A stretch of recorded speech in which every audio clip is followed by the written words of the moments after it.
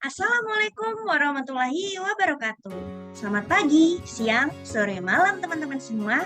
Perkenalkan, nama saya Arsya Noeva Fadela Vera dengan NRP 5026231099 S1 Sistem Informasi Institut Teknologi 10 November. Kali ini saya akan membahas terkait TPS dan MTS yang digunakan pada perusahaan-perusahaan, berupa layanan, dan perusahaan manufaktur. Nah, langsung saja, mari kita bahas. Oke, yang pertama yaitu penggunaan TPS dan MIS pada perusahaan layanan jasa. Jadi di sini saya menemukan studi kasus dari perpustakaan yang ada di Tulungagung, terutama perpustakaan daerah Tulungagung. Untuk penjelasan terkait perpustakaan Tulungagung, yaitu perpustakaan ini merupakan perpustakaan daerah yang dinaungi secara langsung oleh Dinas Perpustakaan dan Kearsipan Daerah Tulungagung.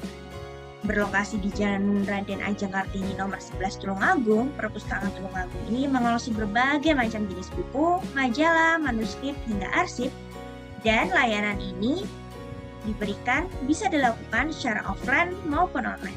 Jadi layanannya ini kalian bisa datang langsung ke perpustakaan Tulungagung maupun dilakukan secara online melalui website yang telah disediakan. Nah, untuk studi kasus dari perpustakaan Tulungagung ini yang saya temukan adalah perpustakaan Tulungagung ini menawarkan berbagai layanan kan, seperti pendaftaran kartu tanda anggota atau KTA, peminjaman buku, e-book, dan lain-lain. Nah, hal ini dapat dilakukan secara offline maupun online melalui website yang telah disediakan. Calon pendaftar atau peminjam buku dapat melakukannya secara online dengan mengisi Google Form yang disediakan.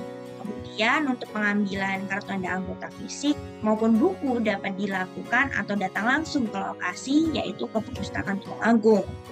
Nah, dari sini saya melihat bahwa penggunaan Google Form itu masih belum terintegrasi secara baik karena masih hasil akhirnya yaitu berupa pendataan yang ada di spreadsheet, bukan di sistem keanggotaan yang telah disediakan oleh perpustakaan apabila kita mendaftarkan kartu anggota secara langsung atau secara offline ke perpustakaan Tulungagung. Nah, pada pendataan ini itu juga masih belum terorganisasi secara baik karena masih menggunakan Google Form, di mana penyimpanan data itu masih terpisah dengan sistem keanggotaan yang telah disediakan. Sehingga petugas itu harus memproses data itu 2 kali, yaitu dengan menginput data dan verifikasi data yang padahal data-data ini sudah diinput langsung oleh calon pendaftar. Nah, dari studi kasus tersebut, flowchart-nya yang bisa kita ambil yaitu apabila dilakukan secara konvensional atau secara online, yang dimana kita masih menggunakan Google Form itu, yang pertama adalah pustaka itu mengisi formulir online yang telah disediakan oleh petugas perpustakaan. Nah, kemudian petugas perpustakaan itu mengentri data kembali pada sistem keanggotaan yang telah dibuat atau hanya bisa diakses oleh petugas saja. Nah, kemudian setelah mengentrikan data ini, petugas itu juga memvalidasi data. Data-data tersebut, apabila data tersebut masih ada salah, maka dikembalikan lagi ke pustaka untuk mengonfirmasi apakah data yang telah diisi benar atau salah. Nah, apabila sudah benar, maka validasi data ini sudah terverifikasi sehingga petugas dapat mengirimkan kartu tanda anggota secara digital melalui WA atau email yang sudah terdata. Nah, setelah mengirimkan KTA digital ini, pemustaka akan menerima KTA digital. Atau untuk pengambilan KTA secara fisik itu bisa datang langsung ke perpustakaan Tulungagung. Nah, dari sini saya melihat bahwa sebenarnya hal ini bisa langsung mengisi di sistem keanggotaan. Jadi petugas tidak perlu mengentrikan data atau menginput data. Nah, lalu petugas itu melakukan apa? Yaitu tinggal memvalidasi data saja atau memverifikasi apakah data yang telah diberikan oleh pemustaka itu sudah benar atau belum. Jadi Dari sini saya mengambil kesimpulan bahwa kita bisa melakukannya dengan mengisi formulir online oleh perpustaka. Nah, kemudian formulirnya itu akan terintegrasi secara langsung di sistem keanggotaan petugas perpustakaan, kemudian perpustakaan bisa langsung memverifikasi hal tersebut, sehingga flowchart yang telah disediakan itu lebih dipersempit, sehingga alurnya itu bisa lebih cepat dan lebih efisien. Nah, kemudian bagaimana sistem pendaftarannya? Yang pertama, yang seperti kita tahu bahwa TPS itu meliputi input, proses, dan output. Nah, input sendiri ini yaitu mengentrikan data. Nah, data apa saja yang dientrikan yaitu seperti tanggal pendaftaran, NIK, jenis anggota, berupa umum, mahasiswa ataupun pelajar, email pustaka, nama, tempat lahir, tanggal lahir, jenis kelamin, alamat, pendidikan, pekerjaan, kemudian nomor HP, kemudian nama institusi, foto KTP atau KK, dan foto diri. Nah, mengapa harus ada foto KTP dan KK dan foto diri? Karena ini berguna untuk penginputan data dan memverifikasi data apakah data tersebut valid atau tidak. Nah, setelah menginputkan data, lalu ada yang namanya proses, di mana proses ini seperti yang tadi saya sampaikan, yaitu tentang entry data dan verifikasi data apakah data tersebut sudah valid atau belum. Nah, hasil dari proses tersebut menghasilkan sebuah output, yaitu kartu tanda anggota baik secara fisik maupun secara digital. Nah, TPS yang saya gunakan yaitu aktivitas yang dilakukan ini berupa pemrosesan data dengan memasukkan data atau data entry untuk disimpan ke database secara berkala, sehingga hasil outputnya itu berupa data pendaftar kartu tanda anggota. Nah, untuk MES-nya sendiri itu terjadi sebuah aktivitas yang dimana menghasilkan sebuah laporan atau report berupa data pendaftar kartu tanda anggota yang sudah memuat validasi data anggota tersebut. Jadi, apakah sudah terverifikasi atau belum? Oke, berikut ini adalah data pendaftaran anggota. Jadi, sesuai yang sudah saya katakan tadi, di bagian sistem pendaftarannya ada tanggal pendaftaran, NIK, jenis anggota, emailnya, kemudian ada nama, tempat lahir, tanggal lahir, jenis kelamin, alamat, pendidikan, pekerjaan, nomor HP, kemudian ada nama institusi, kemudian ada foto KTP ataupun KK, dan foto diri. Nah, di sini saya membuat data. Di sini saya membuat data yang sudah di input, kemudian kita masukkan ke TPS-nya. Nah, berikut ini TPS yang sudah saya buat, yaitu di sini terdapat beberapa input data yang bisa dimasukkan. Jadi di sini ada judul layanan online perpustakaan Kabupaten Tulungagung. Nah, di sini merupakan layanan-layanan apa saja yang disediakan oleh perpustakaan Kabupaten Tulungagung, berupa daftar KTS secara online, pesan ambil buku, e-book, web doreme, dan lain-lain. Tapi di sini saya berfokus pada pendaftaran kartu tanda anggota secara online. Nah, yang sudah saya jelaskan tadi, penginputan data itu bisa langsung memasukkan berupa NIK, jenis anggota, email, nama, tempat lahir, tanggal lahir, jenis kelamin, alamat, pendidikan, pekerjaan, nomor HP, nama institusi, dan lain-lain. Calon pendaftar anggota dapat mengisikannya secara langsung, sehingga tidak perlu dilakukan oleh petugas. Nah, setelah pengisian data-data ini, calon pendaftar dapat langsung mensubmit. Nah, setelah mensubmit, tentunya data-data ini akan langsung terintegrasi dengan sistem keanggotaan sehingga tugas dapat melihat secara langsung data-datanya, yaitu di sini. Jadi, setelah pendaftar memasukkan data mereka, hasil akhir atau apa yang dilihat oleh petugas adalah kevalidan data. Jadi, data yang dimasukkan dan diproses dengan penggunaan ini itu dinamakan batch processing, yang dimana data yang dimasukkan pustaka itu langsung menuju sistem database petugas yang mungkin akan diverifikasi paling lambat 1 kali 24 jam. Jadi di sini ada verifikasi dan konfirmasi. Jadi apabila data yang sudah diisikan itu benar sesuai dengan scan KTP ataupun data dari Dukcapil, itu langsung diverifikasi oleh petugas, dan apabila tidak, maka petugas akan mengirimkan konfirmasi kepada calon pendaftar melalui email atau WA untuk mengisi ulang data yang sudah mereka masukkan. Nah, seperti itu. Jadi, ini adalah TPS dari bagaimana cara kita untuk mendaftar KTA secara online. Nah, dari pendaftaran-pendaftaran ini didapatlah sebuah output, yaitu kartu tanda anggota baik secara fisik maupun digital. Di sini saya menggunakan contoh, yaitu output berupa kartu tanda anggota secara fisik. Nah, di sini sudah tertera nomor, nama, jenis, lokasi perpustakaan. Nah, seperti yang sudah saya jelaskan sebelumnya ini secara otomatis berisi tanggal pendaftaran dan berlaku hingga, kemudian nomor yang secara otomatis sudah terintegrasi. Nah, setelah itu, ini merupakan manajemen informasi sistem yang berisikan data-data dari para pendaftar kartu tanda anggota.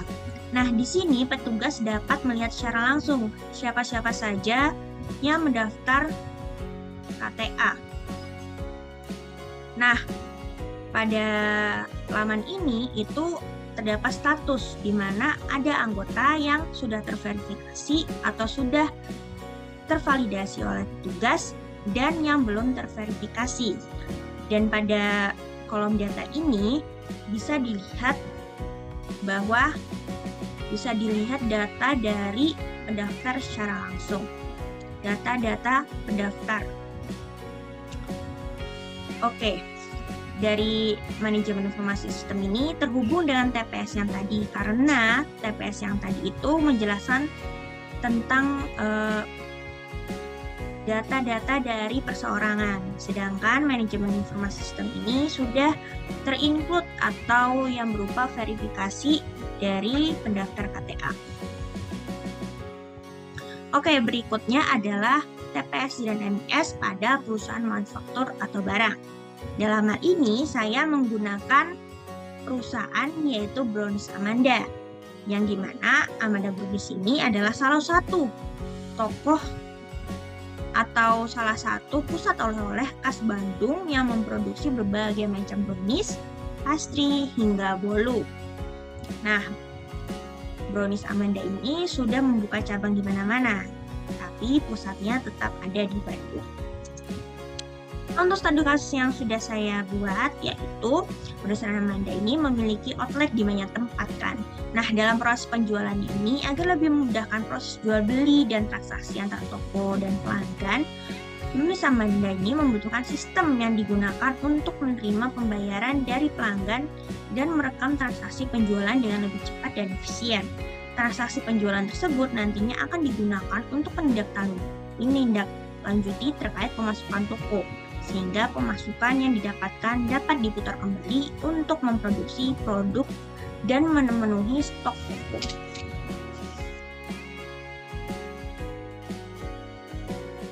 Nah, untuk flowchart transaksi penjualan ini ada dua aktor yang dilibatkan, yaitu kasir dan aplikasi.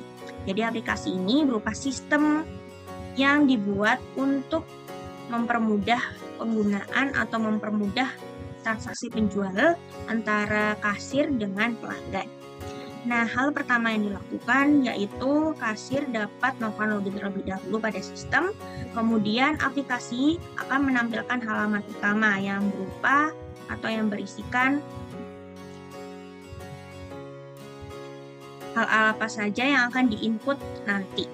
Nah, kemudian dari aplikasi ini, kasir dapat mencari nama atau kode produk di pencarian. Nah, setelah mencari nama atau kode produk di pencarian, maka kasir langsung memasukkan jumlah produk yang dibeli oleh pelanggan.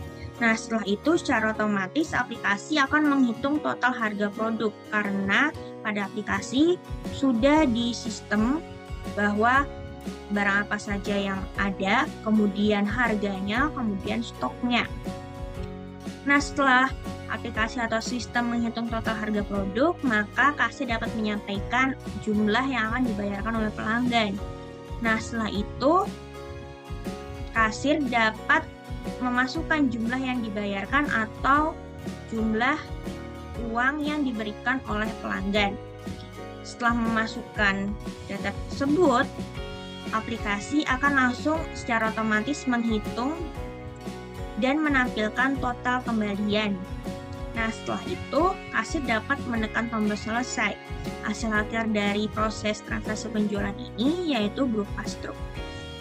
Berikut ini adalah sistem transaksi penjualan yang digunakan. Sama seperti proses dari perusahaan layanan tadi, ada input, proses, dan output. Nah, pada input sendiri yaitu berisikan menginput data-data berupa kode atau nama produk, jumlah produk yang dibeli, dan jumlah uang yang dibayarkan. Untuk prosesnya sendiri itu berupa kalkulasi atau perhitungan pembayaran dan kalkulasi atau perhitungan kembalian. Nah, hasil akhir dari transaksi penjualan ini berupa struk pembelian. Nah, untuk TPS dan MIS yang digunakan, yang pertama adalah TPS, di mana aktivitas yang dilakukan itu berupa pemrosesan data dengan memasukkan data atau entry data untuk disimpan ke database secara berkala, atau apabila ada pelanggan yang mau beli, itu langsung masuk ke database dari sistem, sehingga dilakukan secara terus-menerus dan harian. Data yang di-entry-kan itu apa? Yaitu berupa transaksi pembelian oleh pelanggan.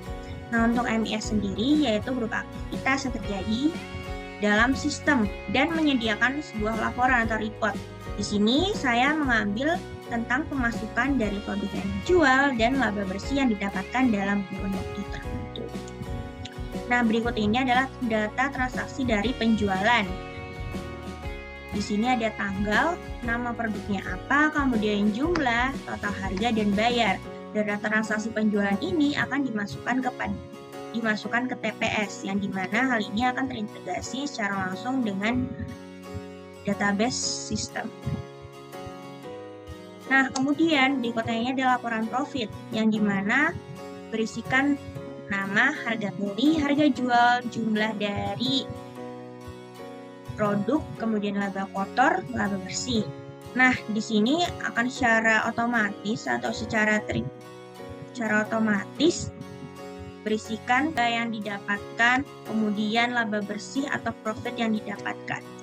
Nah, hal ini akan masuk kepada MIS yang akan kita gunakan nanti. Nah, ini adalah TPS yang saya gunakan, yang dimana di sini berupa dashboard pembelian atau transaksi pembelian yang berisikan tanggal, kemudian di bagian sini itu kita dapat mencari produk atau bisa mengentrikan produk yang dibeli. Nah, secara otomatis hal ini akan langsung ada di bagian bawah berupa nama produk, harga, jumlah barang yang dibeli, kemudian totalnya. Nah, pada aksi ini bisa dilakukan atau bisa dilakukan pengeditan. Nah, kemudian pada sistem akan secara otomatis mengakumulasi total harga yang harus dibayarkan dan berapa uang yang diberikan oleh pelanggan, sehingga dapat mengetahui kembalian yang akan diterima oleh pelanggan. Nah, hasil akhirnya apa? Yaitu berupa output yang berupa struk pembelian, yang dimana hal ini sudah langsung bisa secara otomatis. Seperti pada TPS ini, ada yang namanya cetak struk. Nah, itu merupakan output dari TPS. Lalu bagaimana dengan MIS? Pada MIS ini berisikan laporan dari berapa sih laba kotor yang akan kita dapatkan nanti dan berapa profit yang akan kita dapatkan nanti. Nah, pada laporan ini berisikan hampir sama, namun di sini dilakukan secara berkala atau tidak secara terus-menerus, yang dimana hal ini biasanya per bulan. Nah, di sini saya memakai contoh selama 3 hari sesuai dengan data yang telah saya berikan. Di sini ada nama, ada harga belinya berapa, harga jualnya berapa, jumlah barang yang sudah dibeli berapa, kemudian kita mendapat laba kotor dan laba bersih. Nah, dari hal ini kita mendapatkan total pemasukan yang dapat kita gunakan untuk menyediakan atau untuk menambahkan stok kembali. Nah, sekian dari presentasi saya.